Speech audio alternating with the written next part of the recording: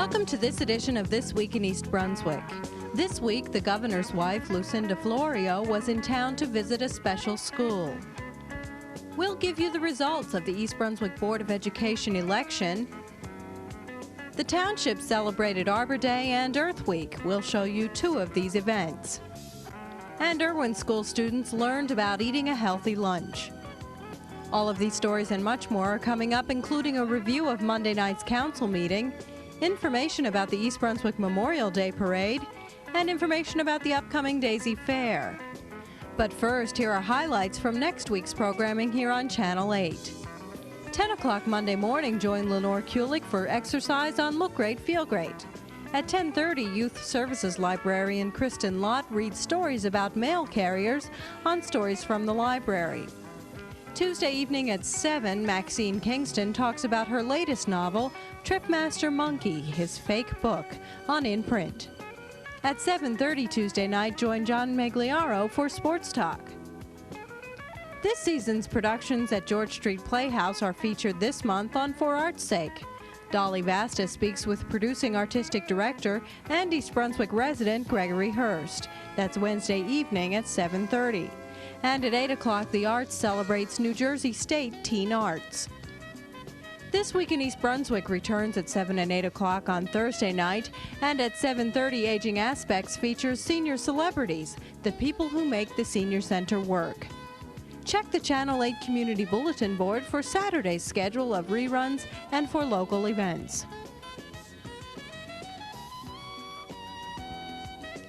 The votes were in and counted Tuesday night for the East Brunswick Board of Education election.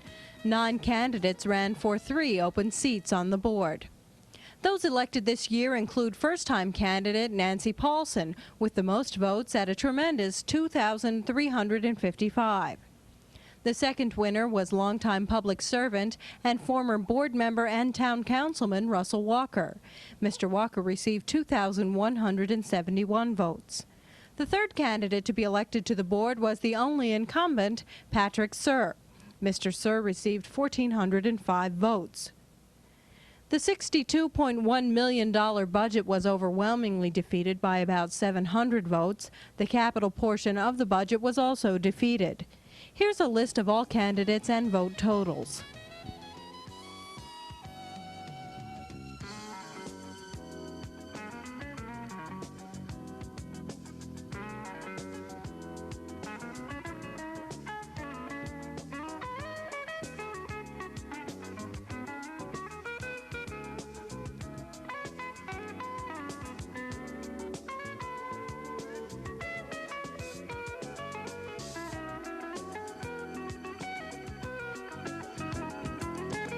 Wednesday morning at the High Road School on Lexington Avenue, students honored service personnel stationed in the Persian Gulf.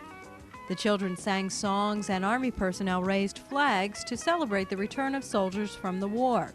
Special guest New Jersey First Lady Lucinda Florio talked to the students. I'm very pleased to be here today, and I want to thank all of you for inviting me to your special occasion. I know we're all excited about welcoming home these troops from the Persian Gulf. And I know just how you feel, because a few weeks ago, I was able to welcome home my sister when she came back. And she told me how glad she was to be back. And we told her how much we missed her, and she thanked us for all the support we gave her. And that's what we're here to do, to thank you for all the support that you gave the troops, too. We are proud and grateful that we live in a country that prioritizes that special education and which allows dedicated teachers, therapists, assistants, and other staff, like those at High Road, to make the kind of commitment they have made to children with special learning needs.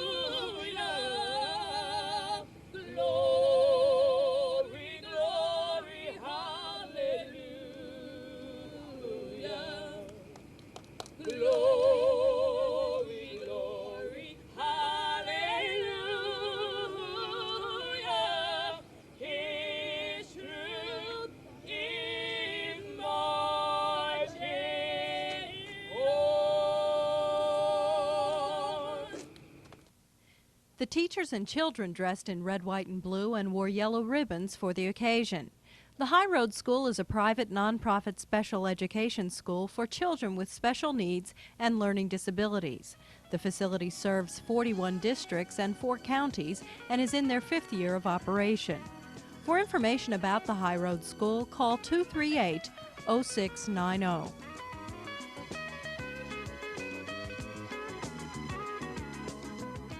Come on out to the Daisy Fair, Central Jersey's biggest week-long party, May 22nd through the 27th at the Middlesex County Fairgrounds in East Brunswick, New Jersey. Rides, games, food, and attractions, all to benefit our special kids with disabilities. Free attractions at the fair all week include a circus, petting zoo, hot air balloons, Corvette show, bands including Matt Bon Jovi's Bad Influence, Larry Chance and the Earls, the Shirelles, and yes, fireworks on Sunday, May 26th. So come on out to the Daisy Fair, May 22nd through the 27th at the Middlesex County Fairgrounds in East Brunswick, New Jersey. Hello, my name is Walter Kosul. I'm the tax assessor here in East Brunswick Township. I'd like to make a few comments what I believe and why I think Memorial Day is a very important holiday. In my life and my family, we have always celebrated Memorial Day as a special holiday, considering that my father was killed in World War II, and my uncle was my mother's brother, was killed in World War II. And when Memorial Day came around, it was a very special occasion in our family. We used to go to the cemetery ceremonies and the special parades. I grew up in the city of Trenton, and the parades were very enthusiastic, and we enjoyed them very much. The disappointment over the years was it seemed to have come into a law, and I do enjoy seeing East Brunswick coming back and bringing it as a special holiday with the parades, and I hope it continues that way. I thank you very much. Thursday, April 25th, hundreds of schools throughout the state participated in the Great American Healthy Lunch. The event, launched last year by the American Cancer Society, is designed to encourage good eating habits by students so they can enjoy a healthier lifestyle and reduce their risk of cancer. Commissioner of Education John Ellis demonstrated his support by eating and talking with students at Irwin Elementary School on Racetrack Road. Well, I'm here for the Great American Healthy Lunch to say to all of New Jersey and here at this school that we ought to have healthy diet practices. We ought to eat good food, nutritious food, high fiber, low fat, food that will enable us to grow and become healthy and productive and learn a lot. We want our children at this school to be healthy and to learn a lot and to grow up to be the wonderful people we know they are. And what made Irwin School be chosen as the place for you to go today? I'm not really certain, but our Department of Education wanted to choose a school that was known for its strong food service program. Your director of your cafeteria program has been the state director of food services in this state president of a food service association. And you have a strong reputation. Your superintendent is a fine individual, and I thought it would be wonderful to have lunch with you. Well, we think we're the best in New Jersey, including superintendents. Dr. Kopko, how do you feel about what's happening here today? Yeah, Amy, we're just very, very pleased that the commissioner took time out of his schedule to be with us today and to recognize this event here at Irwin School. So we're very pleased to have him with us. I understand you're going to be eating lunch with some of our students? Yes, I love to sit with students and hear what they're talking about. They're very excited. They're hungry. And earlier this week, I had the opportunity to meet with Arnold Schwarzenegger, you know, that Mr. Famous, strong individual from the movies, and he stated how important it is to have a healthy diet and to exercise daily. And we want to communicate that to everyone, that you're healthier, you're happy, you're more vital, you can accomplish more when you eat a good diet, when you get exercise, get rest, and learn a lot from school.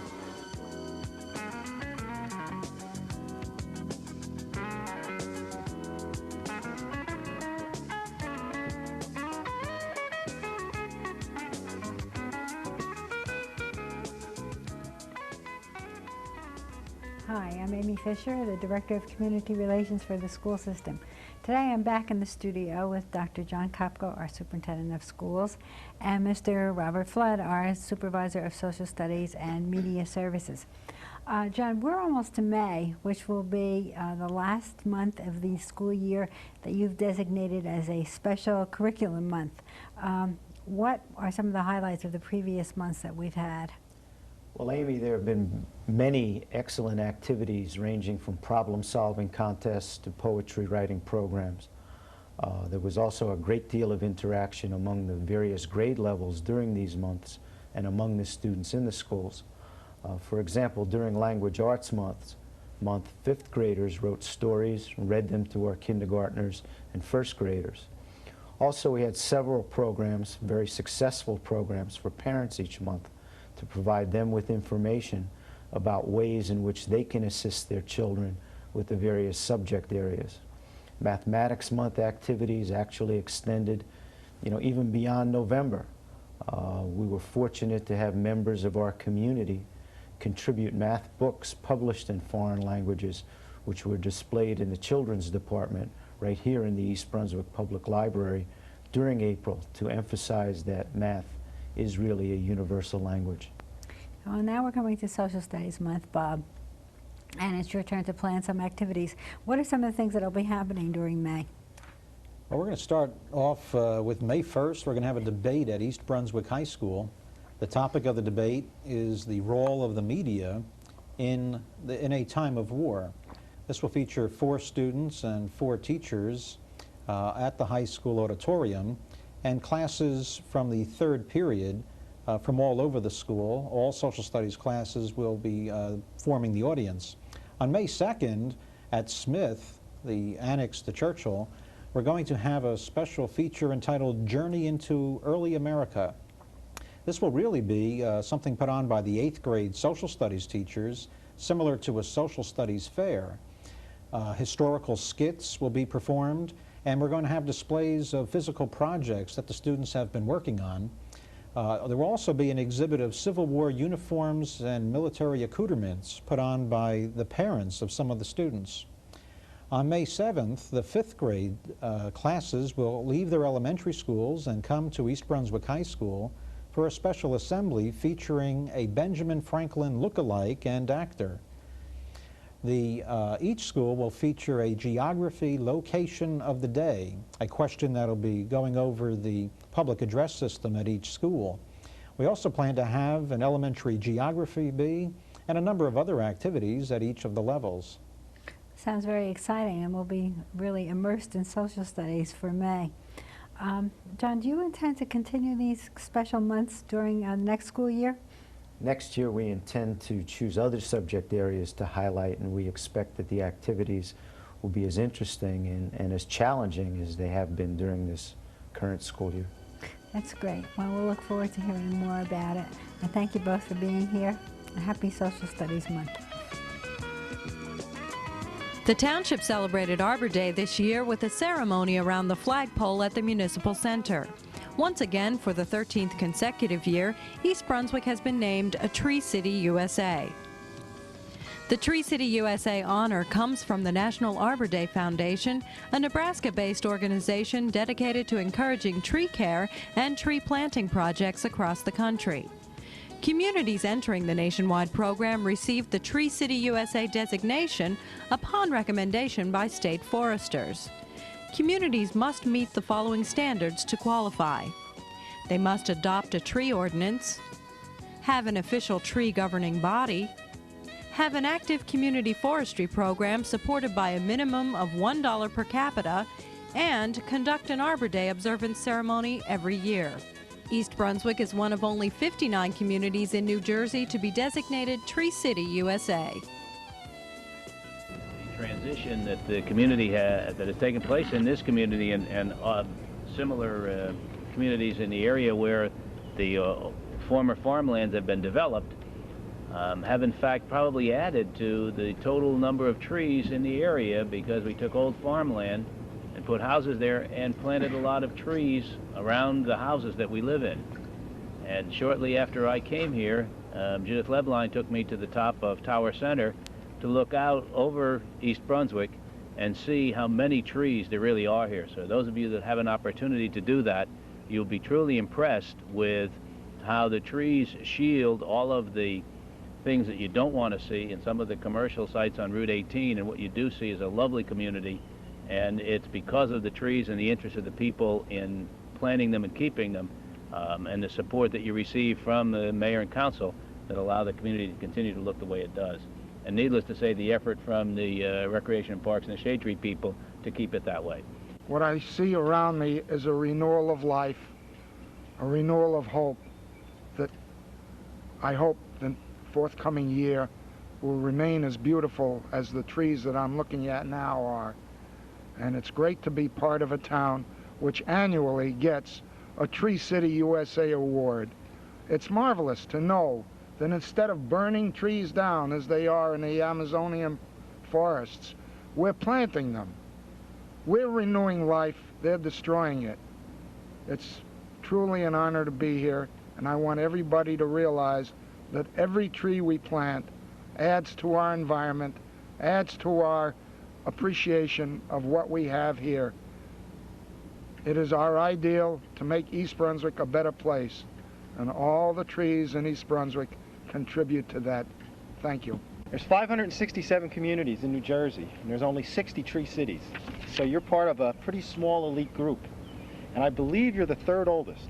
I believe you're the third oldest tree city, so it shows that you've been committed for quite some time to planting and caring for trees. And one thing you might be able to tell people is, you know, like you say, I live in East Brunswick. You can also tell them you live in a forest. It's an urban forest. And just as the administrator said, I've flown over East Brunswick, and it's amazing. It does not look like it's a very populated town because there's so many trees. If you ever get a chance to fly over it, try it. One other comment before I make the flag presentation. I don't have an exact quote from Teddy Roosevelt, but I'm pretty close. He said, "A country without children will soon end, and a country without trees is not far behind." So I think that kind of sums up Arbor Day. And if you would please come here, Jack. I want to make the presentation. Mr. Coggin and Councilman Sporn, come on up and we'll make the presentation. On behalf of the National Arbor Foundation and Olin White, State Forester, here's your 13th Tree City flag. Congratulations. Keep up the good work. Thank you very much.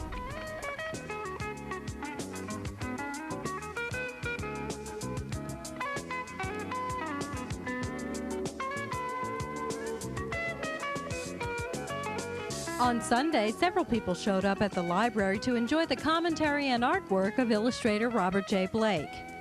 This program, sponsored by the Friends of the Library, also featured a mini brunch for all participants. Blake, illustrator of the well-known picture book Riptide, demonstrated and spoke on his craft for children and parents.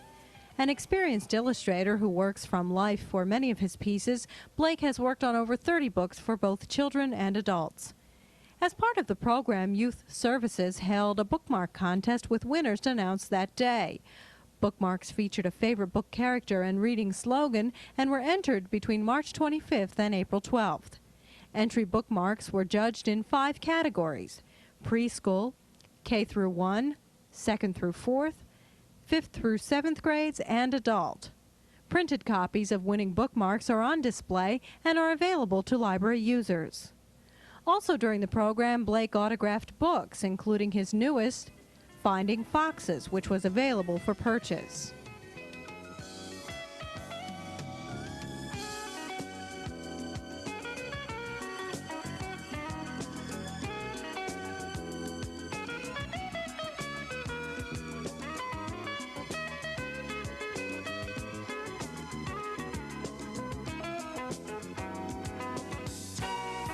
What became of Memorial Day? Has honoring the war dead and caring for the living been swept away? During the early years following World War II, the humblest American flew the red, white, and blue. Now you hardly see a flag. The day just comes and goes, bearing witness to traffic jams, violent drownings, and highway death tolls. Have we forgotten heroes like Nathan Hale and the Chaplains 4, whose great sacrifice have won our country's wars? Has Desert Storm awakened our patriotic ways, the American flag, the yellow ribbons, and now the mother of all Memorial Days? Over the entrance of a lonely cemetery where our great heroes lie is an inscription that they wish to be remembered by. It reads, "Tell them that we gave our today for their tomorrow." For this sacrifice, can we do any less than to murmur, "Thank you, pal, for giving us your best." God bless America.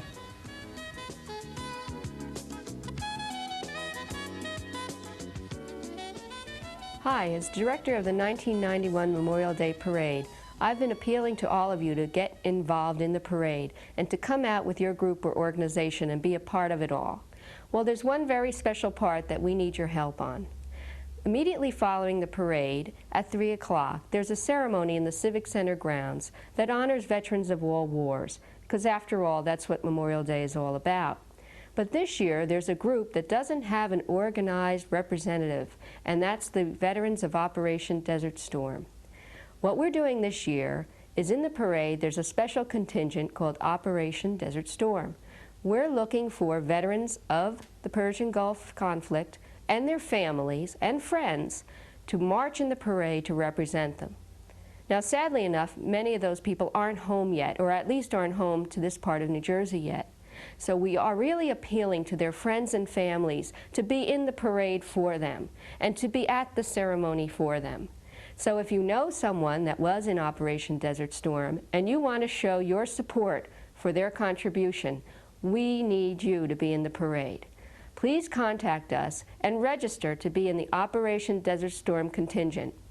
And if you're an individual that doesn't have a friend from Operation Desert Storm and want to be in the parade, you can march in the sea of flags. That's your way to show your support.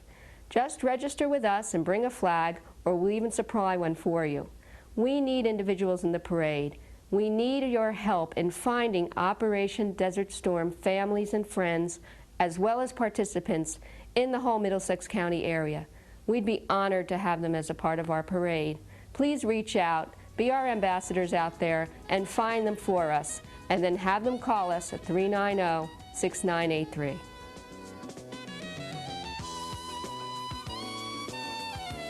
At the East Brunswick High School each year, the senior class sponsors a variety show. This year, several students showed off their many talents. Whoever can answer who scored the first touchdown in an AV high school football game is going to win this pen, this AV pen. No. This isn't a hoop toss. This is tryout. You got the right one. Oh, all right. Let's go. I'll give it a try.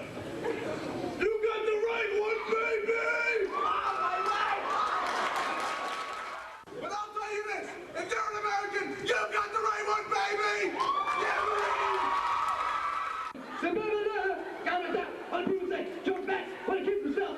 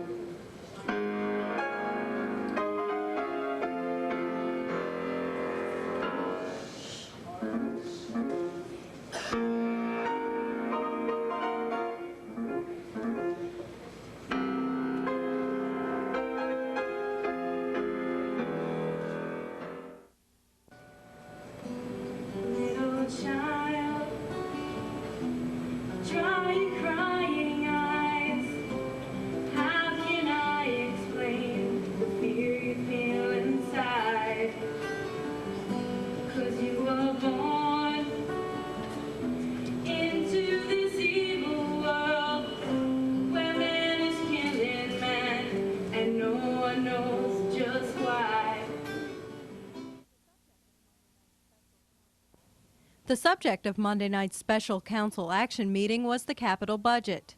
The capital budget for 1991 is approximately $2.3 million.